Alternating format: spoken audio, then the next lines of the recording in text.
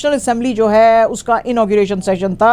इसमें जो newly elected members थे उसको ओथ दिया गया। नेशनल असेंबली के जो स्पीकर हैं राजा परवेज अशरफ साहब, उन्होंने 302 मेंबर्स को ओथ दिया, जो कि mostly PPP, PMLN, PTI, JUIF और दूसरे पॉलिटिकल पार्टी से थे। यहाँ पे नवाज शरीफ, शहबाज शरीफ साहब, आसिफ जरदारी, बीबी जरदारी, मौलाना फजलुर रहमान साहब, उन्होंने भी ओथ लिए हैं।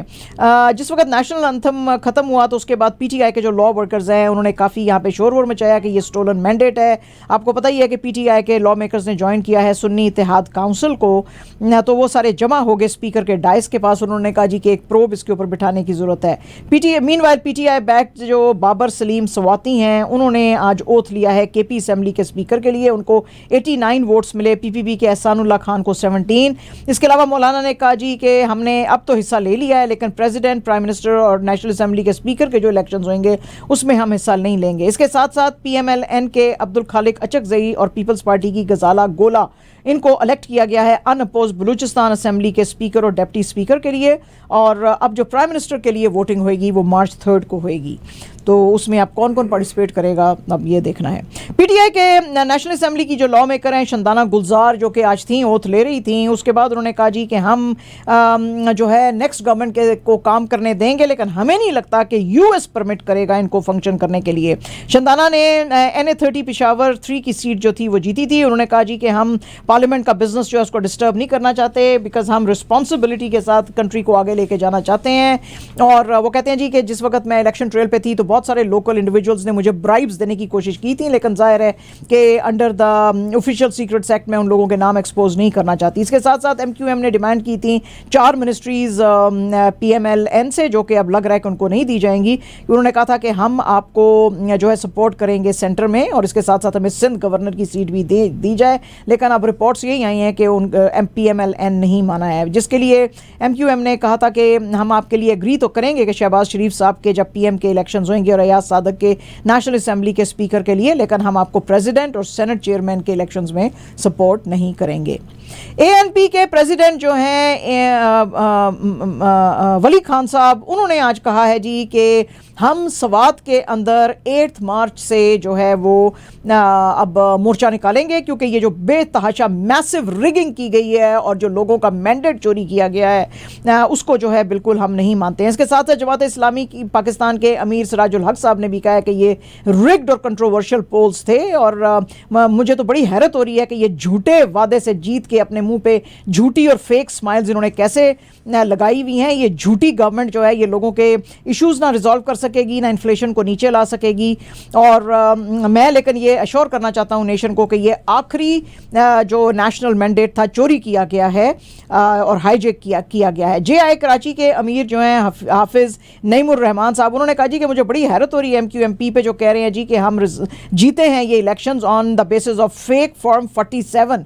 जो फॉर्म 45 हैं उसमें तो कोई और लोग जीते हुए हैं, लेकिन ये पूरे के पूरे बैलेट बॉक्सेस ही उठाकर ले गए थे इलेक्शन से पहले और अपने मर्जी के उन्होंने उसके अंदर वोट डाले हैं, फिर भी ये हारे थे। इसके साथ साथ पीटीआई के जो मोहम्मद शोएब शाहीन, जिनको के कहा गया कि जी आप केपी के अंदर तो इलेक्शंस मान रहे हैं और बाकी मुल्क में कह रहे हैं कि अवाम का मैंडेट जो है वो चोरी नहीं करने देंगे और उसको हम मानेंगे नहीं, तो उन्होंने आज उसके ऊपर कहा जी कि हम बिल्कुल तैयार हैं, अगर आप स्क्रूटनाइज हमारे रिजल्ट करना चाहते हैं आप बिल्कुल करें। और इसके अलावा उन्होंने कहा जी कि पूरे मुल्क में जो ये रिग्ड इलेक्शंस हुए हैं इसके ऊपर मैं सुप्रीम कोर्ट में एविडेंस के साथ जाऊंगा और मैं चैलेंज करूंगा ये सारे।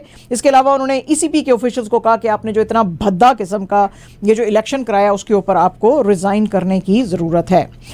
इसके साथ साथ जो आज एक पीटीआई के खेमे से खबर आई है, क्योंकि उन्होंने आज अपने इंट्रा पार्टी इलेक्शंस कराने थे, तो बैरिस्टर गौर खान जो हैं उनको अनअपोज्ड पीटीआई का चेयरमैन चुना गया है, और ये पहली बार हुआ है कि 2 दफ़ा उनको चेयरमैन के ऑफिस में के लिए चुना गया है। इसके साथ साथ उमर अयूब को पीटीआई का सेक्रेटरी जनरल और डॉक्टर यास्मीन राशिद जो हैं उनको पीटीआई का पंजाब प्रेसिडेंट इलेक्ट किया गया है। हिंदुस्तान के अंदर राहुल गांधी जी जो हैं वो बड़े भड़के हुए थे। वो जाहिर है कि अपनी वो यात्रा पे निकले हुए हैं, भारत जोड़ो न्याय यात्रा, अपनी बहन के साथ थे आज प्रियंका गांधी वाड्रा के साथ, और ये पहुंचे जिस वक्त मुरादाबाद में थ्रू संभल। तो इन्होंने कहा जी कि ये जो छोटी इंडस्ट्री है इसको बिल्कुल बर्बाद किया जा रहा है, अलीगढ़ के जो छोटे जो आर्टिस्ट हैं उनको ख़राब किया जा रहा है, क्योंकि पूरी की पूरी मार्केट जो है चीप किस्म के चाइनीज़ फ्लड जो गुड्स है उससे फ्लड हुई है, लेकिन इसका फ़ायदा चूंकि बड़े रिच कॉरपोरेट्स को जाता है तो इसलिए वो कर रहे हैं। यूपी के जो कांग्रेस है के जो हेड हैं उन्होंने भी आज एक्स के ऊपर लिखा कि ये यात्रा जो है एक मैसेज ऑफ ब्रदरहुड, यूनिटी और हार्मनी दे रही है, और लोग याद रखेंगे आने वाली जनरेशंस के जिन लोगों ने इस मुल्क की सॉवरेनिटी, कॉन्स्टिट्यूशन और इंटेग्रिटी को बर्बाद किया, तो कांग्रेस ने उसके खिलाफ यात्रा निकाली और उसको रोका। इसके साथ साथ जो राहुल गांधी जी हैं उनकी बातचीत जो एसपी के चीफ अखिलेश यादव से हो रही थी, तो उन्होंने भी यात्रा को आगरा में ज्वाइन किया था, और अब इनकी जो लोकसभा की इलेक्शंस आने वाली हैं उसके अंदर ये यूपी के अंदर खास तौर पे मुस्लिम वोट जो है उसको कॉन्सेंट्रेट करते हुए सीट शेयरिंग के ऊपर काम करेंगे। वहां पे जो जलसे से खिताब कर रहे थे राहुल गांधी जी, तो उन्होंने एक आदमी से पूछा कि तुम अपना मोबाइल फोन कितने घंटे यूज करते हो, तो उसने कहा जी 12 घंटे। गांधी जी ने कहा कि इसकी वजह यह है कि लोगों के पास एम्प्लॉयमेंट नहीं है, अगर लोगों के पास काम रहेगा तो वो 12-12 घंटे मोबाइल नहीं देखेंगे। उन्होंने कहा जी कि जो बड़े बिजनेसमैन हैं ये रील्स नहीं देखते हैं, रील्स एक बड़ा मशहूर ड्रामा है, वो कहते हैं जी वो नहीं देखते हैं, वो 24 घंटे मनी जो है यानी कि पैसा गिनने के लिए वो लगे हुए हैं। इसके साथ साथ उन्होंने कहा जी कि फार्मर्स जो हैं उनको मिनिमम सपोर्ट प्राइस नहीं दी जा रही, वो मांगते हैं तो उनको कहा जाता है इनको शूट करो। यूथ जो है जब वो अपॉइंटमेंट्स मांगती है तो उनको रिफ्यूज़ किए जाते हैं। फॉर्मर गवर्नर जो है वो जब कोई सच बोलने की कोशिश करता है तो उसको घर में सीबीआई की रेड पड़वाई जाती है। जाहिर है कि ये यहाँ पे जो जम्मू और कश्मीर के फॉर्मर गवर्नर थे मलिक साहब, उसकी बात ये कर रहे हैं। तो वो कहते हैं जी कि बैंक अकाउंट्स फ्रीज कर दिए जाते हैं ऑपोजिशन लीडर्स के, तो जाहिर है कि इसमें वो कांग्रेस की बात कर रहे थे। और इंटरनेट जो है शट कर दिया जाता है, टीयर गैस फेंकी जाती है। तो ये जो है हम कहते हैं फिर जी कि इंडिया मदर ऑफ डेमोक्रेसी है, तो मदर ऑफ डेमोक्रेसी जो है उसके अंदर ये सब कुछ जो चल रहा है, तो आप खुद सोचें कि ये कौन कर रहा है और ये कितना मुल्क के लिए अच्छा है। ठीक है जी। आज द गार्डियन की एक खबर आई है और ये बहुत ही दिल दुखा देने वाली खबर है, मगर मुझे लगता है कि मोर और लेस ये तो एक रिपोर्ट है, शायद हमारे इंडिया पाकिस्तान में यही कुछ होता है। बहरहाल जी गार्डियन की इस खबर के मुताबिक तपस कुमार भंजा 66 ईयर्स इनकी एज है, इनको अपॉइंट किया गया था to investigate conditions in West Bengal's overcrowded prisons, जिसमें कि कहा जाता था कि जी औरतें जो हैं उनको सेक्सुअली असॉल्ट किया जाता है और अब्यूज़ किया जाता है बाय देयर मेल इनमेट्स। उसके ऊपर आज उन्होंने पूरी एक रिपोर्ट जो है वो सामने लेकर आए हैं। वो कहते हैं जी कि 34 ईयर्स पहले मैंने ये इन्वेस्टिगेशन शुरू की थी और मैंने हंड्रेड्स ऑफ लोगों के साथ बात की है। तकरीबन 1887 फीमेल्स जो हैं जो कि रखी गई हैं डिफरेंट प्रिजन्स में, उसमें से बहुत सारी औरतों से मैंने बात की जो वेस्ट बंगाल में हैं। तो वो कहते हैं जी कि जो बहुत ज़्यादा इन्फ्लुएंशियल किस्म के लोग हैं, पावरफुल हैं, वेल्दी हैं, जब ये औरतें गुजर के ही वहाँ से जा रही होती हैं तो वो इनके ऊपर नंबर लगा लेते हैं और इनको सेक्सुअली अब्यूज़ करते हैं। उसकी वजह से बहुत सारी औरतें प्रेग्नेंट हो जाती हैं और बच्चों को उधर ही जन्म देती हैं प्रिजन्स के अंदर। इस वक्त जो है बेशुमार बच्चे जो हैं वो प्रिजन्स में अपनी माओं के साथ रह रहे हैं। उन्होंने कहा जी कि मुझे बड़ा अफसोस है कि वेस्ट बंगाल की प्रिजन्स जो हैं उसके अंदर ये जो है बड़ी ख़राब प्रैक्टिस चल रही है और उसके ऊपर कोई भी जो है काम नहीं लिया जा रहा है। जब इनकी आज ये रिपोर्ट आई तो सुप्रीम कोर्ट ऑफ इंडिया ने जो है उन्होंने आज वेस्ट बंगाल की जो करेक्शनल सर्विसेज है उनको बुलाया और उनसे पूछा कि भाई ये क्या सारा माजरा है। उनके मुताबिक 62 बच्चे जो हैं वो प्रिजन्स में पैदा हुए बिटवीन जनवरी 2020 से लास्ट दिसंबर, और वो कहते हैं जी कि इतना ज़्यादा ये ख़राब नहीं है मसला जितना कि भंगा साहब ने जो है वो सारा बयान किया है। भंगा साहब कहते हैं जी कि सैकड़ों ही औरतों से मैंने बात की है तो उन्होंने कहा जी कि अब्यूज़ उसी वक्त से स्टार्ट हो जाता है जब ये औरतें जो हैं प्रिजन में से जो मेल वार्ड्स हैं उसमें से पास होके जाती हैं, क्योंकि यहाँ पे वेस्ट बंगाल में एक ही ऐसा प्रिजन है जो एक्सक्लूसिवली विमेन के लिए है। बाकी जो है ऐसे प्रिजन हैं जहाँ पे कि एक हिस्से में मर्दों को रखा हुआ है और दूसरे हिस्से में औरतों को, तो बहुत ज़्यादा इनको अब्यूज़ किया जाता है। और वो कहते हैं जी कि ये बड़े बड़े जो प्रिजन के स्टाफ हैं इन सारों को हश मनी दी जाती है, यानी कि पैसे दिए जाते हैं कि तुमने बिल्कुल मुंह नहीं खोलना, खामोश रहो बिल्कुल इस मसले के ऊपर। तो वो कहते हैं जी, तो सुप्रीम कोर्ट जो है उसने आज कहा जी कि इसके ऊपर एक प्रोब बिठाएं। तो अब कितने प्रिजन्स के ऊपर भी प्रोब बिठाएंगे ये ऐसे। और जनाब ये जो इंडियन रिजर्व सर्विसेज के ऑफिसर हैं समीर वानखड़े, अगर आपको याद हो कि शाहरुख खान साहब का जो बेटा था आर्यन, उसके ऊपर वो जो ड्रग्स का एलिजिडली केस आया था, जिसको पकड़ के वो ले गए थे और फिर वो बच्चा 1 महीने रहा था जेल के अंदर, उसके ऊपर जो फाइनेंशियल जो इरेगुलरिटीज हैं और कहते हैं एलिजिडली इसने मनी लॉन्ड्रिंग के अंदर ये इन्वॉल्व है, उसका आज कुछ इंटरव्यू लिया है। तो उन्होंने कहा जी कि जिस वक्त आपके इंटरेक्शंस शाहरुख खान साहब के साथ होते थे तो आप को वो क्या कहते थे? कहते हैं मुझे तो वैसे पता नहीं है शाहरुख खान कौन है। तो इंटरव्यू जब वाले ने पूछा कि आपको एक्चुअली नहीं पता कि शाहरुख खान कौन है, कहते हैं हाँ मैं कोई फिल्में नहीं देखता हूं, लेकिन मुझे उसके ऊपर बेचारे पे तरस बड़ा आता था, क्योंकि वो जो चैट्स हैं इनके बीच में, वो लोगों ने आज जो इंटेलिजेंस सर्विस है उन्होंने वो जो है डी कोड की हैं, जिसमें कि शाहरुख खान उसको कह रहा है कि मैं तुम्हें बेग कर रहा हूं, प्लीज मेरे बच्चे को छोड़ दो, क्योंकि इसके ऊपर मर्सी खाओ थोड़ा सा, एज अ बाप मैं तुम्हें बेग कर रहा हूं, ये जेल में नहीं रह सकेगा, एज अ ह्यूमन बीइंग जो है ये टूट जाएगा। कहते हैं हाँ एज अ बाप तो मुझे उसके ऊपर बड़ा तरस आया, बहरहाल मुझे पता नहीं है कि ये कौन है। तो वो इंटरव्यू ने कहा कि ये हिंदुस्तान का सबसे बड़ा हीरो है।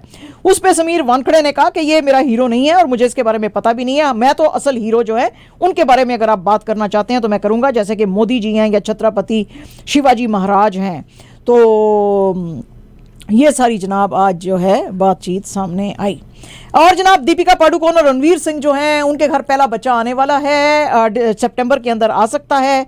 और इसके अंदर लोगों ने आज उनको बहुत सारी बधाइयाँ दी। इन्होंने अपने इंस्टाग्राम के ऊपर ये सारी की सारी डिटेल्स जो हैं आज डाली हैं और लोगों ने इनको जो है फिल्म इंडस्ट्री से जाहिर है कि बहुत सारी बधाइयाँ दी हैं और ऐसा लग रहा है कि जैसे she is in her second trimester.